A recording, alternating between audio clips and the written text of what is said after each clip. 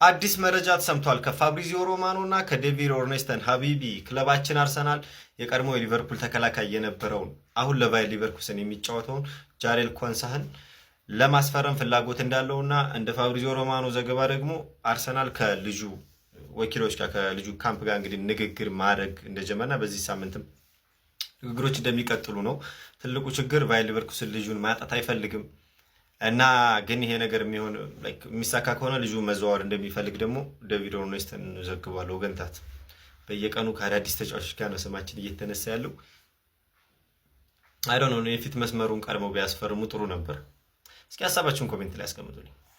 ጃሬል ኳንሳ ወደ አርሰናል አዲስ የዝውውር መረጃ ወጥቶ ፋብሪዚዮ ሮማኖ እና ዴቪድ ኦርንስቲን ባጋሩን መረጃ መሰረት ክለባችን ጃሬል ኳንሳን ከባየር ሊቨርኩሰን ለማስፈረም አንዳንድ ንግግሮች እንዳደረጉ የሚያሳይ መረጃን ይዘውልን ወጥቶ ባየር ሊቨርኩሰኖች ተጫዋቹን መሸጥ አይፈልጉም፣ ተጫዋቹ ደግሞ ወደ እንግሊዝ ተመልሶ መምጣት እንደሚፈልግም መረጃዎች ጨምሮ አሳይቶ ኮንትራቱ ላይም ሊቨርፑሎች በ70 ሚሊዮን ዩሮ ተጫዋቹን መልሶ የመግዛት አማራጭ ነበራቸው። ግን አሁን ላይ ይሄኛው አማራጭ ኤክስፓየር እንዳደረገና ሊቨርፑሎችም ተጫዋቹን መልሶ መግዛት እንደማይችሉ የፋብሪዚዮ ሮማኖ እና የዴቪድ ኦርንስቲን መረጃ አሳይቶ ወደ አርሰናል የመምጣት ፍላጎት አለው፣ ነገር ግን ዝውውሩ እንዲሳካ ግፊት እንደማያደርግ የፋብሪዚዮ ሮማኖ እና የዴቪድ ኦርንስቲን መረጃ አሳይቶ ኳንሳን በተመለከተ ፋብሪዚዮ እና ዴቪድ ኦርንስቲን ያጋሩን መረጃ ይህን ይመስላል። እናንተስ በዚህ ዝውውር ላይ ምን ትላላችሁ? ሀሳባችሁን ኮሜንት ሴክሽን ላይ አስቀምጡልኝ። አሁንም ከአርሰናል ቤት አልወጣንም፣ ሌላ አጥቂ ያስፈርሟል። አርሰናል አልተቻለም ብላችሁ ልታነሱ ትችላላችሁ፣ ግን ወጣት ተጫዋቾች ላይ ነው ያልተቻለው እንጂ ዋናው ዝውውር ላይ እንኳን ከጊሜሬስ ውጪ ይሄ ነው የምትሉት እርግጥ ዞሊስ ማሪፍ ዝውውር ነው፣ ግን ያው ክለቡ ደጋፊዎች በጠበቁት አንጻር አይደለም። ግን ተስፈኛ ወጣት ተጫዋቾችን እያስፈረመ ይገኛል። ኤላጃ ቶምሰን የተባለ ተጫዋች ቶተናም እንዳስፈረም ይታወቃል።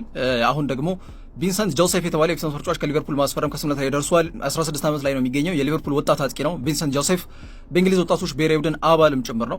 የስኩል ቦይ ምዝገባ እንግዲህ በዚህ ክረምት ነው የሚጠናቀቀውና ያንን ተከትሎ የቀረበለትን አዲሱን ለማደስ ፈቃደኛ ሳይሆን ቀርቷል። እንደምታውቁት ይሄ ስኮላርሺፕ የሚባለው አይነት ውል አሁን ይቀርብላል። 16 ዓመታችሁ ሲሞላ እንግሊዛውያን ከሆናችሁ ማክስ ዶማን በስኮላርሺፕ ኮንትራት ነው የፈረመው። በነገራችን ላይ ይሄም ልጅ እንደዛ የስኮላርሺፕ ኮንትራት ሲቀርብለት ለመፈረም ፈቃደኛ ነበር። ማንቸስተር ዩናይትድ፣ ቼልሲ ሲፈልጉት ነበር፣ ግን ሰሜን ለማቅራትን ምርጫው አድርጓል። የፉትቦል ኮምፐንሴሽን ኮሚቴ ትሪቡናል ኮሚቴ ታይቶ የሚወሰንለት ነው የሚሆነው። 2010 ነው የተወለደው። አሁን 16 ዓመቱ ነው። ሜትር ከ81 ይረዝማል። ቪንሰንት ጆሴፍ በሊቨርፑል ከ18 ዓመታች ቡድን ውስጥ 2 ጨዋታ ነው ያደረገው፣ 3 ጎል አስቆጥሯል። በሁለት ጨዋታ 3 ጎል እና የሰሜን ለንደኑ ክለብ የመጀመሪያ ዓመት እንግዲህ አካዳሚ ፍሬ ውጤት ሆኖ እንግዲህ ይቀላቀላል ማለት ነው። ልክ እንደነ ቺዶ ኦቢ ማርቲን እድሉን መጠቀም ሳይችሉ ወይም ደግሞ ያው ገንዘብ ትንሽ ያታለው ተጫዋች ይመስለኛል። እኔ ፐርሰናሊ ጥሩ አቅም ትሩ ፕሮስፔክት ስለነበረ ልጁ ማለት ነው ቺዶ ኦቢ ማርቲን አሁን ዩናይትድ ኦፍሎድ ሊያደርጉት ነው በውሰት አይ ቲንክ ወደ ሳልዝበርግ ይሁን ብቻ ስሙ እየተያዘ ነው እንጂ በዩናይትድ የቀጣይ ዓመት የጨዋታ እንቅስቃሴና የማይክል ካሪክ ቡድን ውስጥ እቅድ አይደለም እና ይሄ እንግዲህ ገንዘብ ከማስቀደም ይልቅ ሞር እግር ኳስ ክህሎታችሁን ለማሳደግ በሂደት ገንዘቡ እንደሚመጣ ማመንና አቅምና ክህሎታችሁን እያሳያችሁት ባለው እንቅስቃሴ በዛው ፔስ መቀጠል የምትችሉበትን መንገድ መምረጥ አዋጭ መሆኑን አንዱ ከቺዶ ኦቢ ማርቲ ምንም ማድረግ ጉዳይ ይመስለኛል። ይህ ልጅ ደግሞ ወደ አርሰናል ተቀላቅሏል። ምን ይፈጠራል፣ ጥሩ እንቅስቃሴ ያሳያል የሚለው ጉዳይ የሚታይና የሚጠበቅ ይሆናል። ኮፒ ሊንክ ሼር፣ እንዲሁም ደግሞ ቤቱን ፎሎ ማለት አጫጭር የዝውውር መረጃዎችን ይዤላችሁ መጥቻለሁ። ቪዲዮውን ኮፒ ሊንክ ሼር ሪፖስት ማድረግ እንዳይረሳ። ጋላታሳራይ አርሰናል የፊት መስመር ተጫዋች ጋብሪኤል ማርቲኔሊ ማስፈረም እንደሚፈልግ ትላንት ነግሬያችሁ ነበረ። 38.4 ሚሊዮን ፓውንድ አቅርቧል። ነገር ግን አርሰናል እስካሁን ድረስ ምንም አይነት ሂሳብ አልተቀበለም እና መረጃዎች እንደሚጠቁሙት ከሆነ ቪክተር ኦሲሜንም ለማስፈረም እንግዲህ አርሰናሎች እየሰሩ ይገኛል ተብሏልና ጋላታሳራይ ምናልባትም ከናፖሊ ያመጡበትን ሂሳብ ሪከቨር ማድረግ ይፈልጋሉ እስከ 70 ሚሊዮን ዩሮ ድረስ ማለት ነው።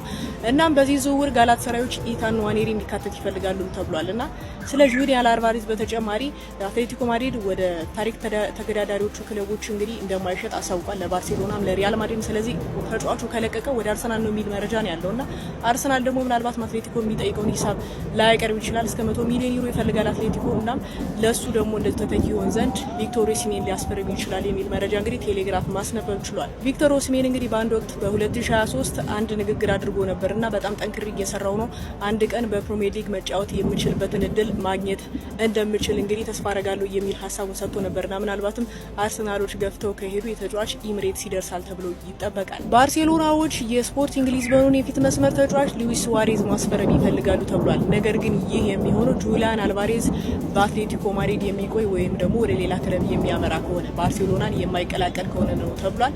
ስፖርቲንግ ሊዝበኖች ተጫዋቹ እንደማይለቁት ይታመናል። ነገር ግን በባርሴሎና ኦፕሽን ውስጥ እንደገባ ነው የተገለጸውና ምናልባትም በቀጣዮቹ ጊዜያቶች ከዚህ ተጫዋች በተጨማሪ ባርሴሎና ሌላ የፊት መስመር ተጫዋች እንደሚያስሱም ተገልጿል። መድፈኞቹ አርሰናሎች የጋላታሳራዩን የአጥቂ መስመር ተጫዋች ቪክቶር ኦስሜንን ለማስፈረም እንቅስቃሴ ጀምረዋል።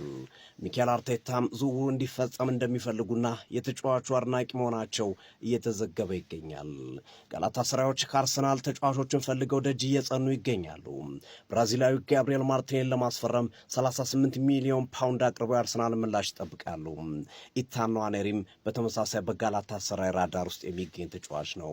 በእነዚህ ሁለት ተጫዋች ምክንያት የተጀመረው የሁለቱ ክለቦች ግንኙነት አሁን አድጎ በቪክቶር ኦስሜን ጉዳይ ላይ መወያየት መጀመራቸው እየተዘገበ ይገኛል። ቪክቶር ኦስሜን በጋላታሳራይ 308,000 ሳምንታዊ ደሞዝ የሚከፈለው ሲሆን ይህም የአርሰናልን ፔሮል ወይም የደሞዝ ሰንጠረዥ እንደማይረብሸው ተረጋግጧል። ከዛም ባለፈም ጋላታሳራዮች ከናፖሊ በገዙበት 70 ሚሊዮን ዩሮ ተጫዋቹን አርሰናል የሚገዛቸው ከሆነ ተጫዋቹን ለመሸጥ ዝግጁ ናቸው ተብሏል። ተጫዋቹም በትልቅ ደረጃ ተመልሶ የመጫወት ከፍተኛ ፍላጎት እንዳለው የመረጃ ምንጮች እየጠቆሙ ይገኛሉ። እናም አርሰናሎች ቪክቶር ኦስሜንን ከጋላታሳራይ ለማስፈረም ከፍተኛ ድርድር ላይ እንደሚገኙ መረጃ ምንጮች እየጠቆሙ ይገኛሉ። ታዲያ ቪክቶር ኦስሜን ወደ አርሰናል የሚመጣ ከሆነ ማን ሊወጣ ነው? ቪክቶር ዮኬሬሽ ወይስ ካይ ሃቨርትዝ? ተጠባቂ ጉዳይ ነው።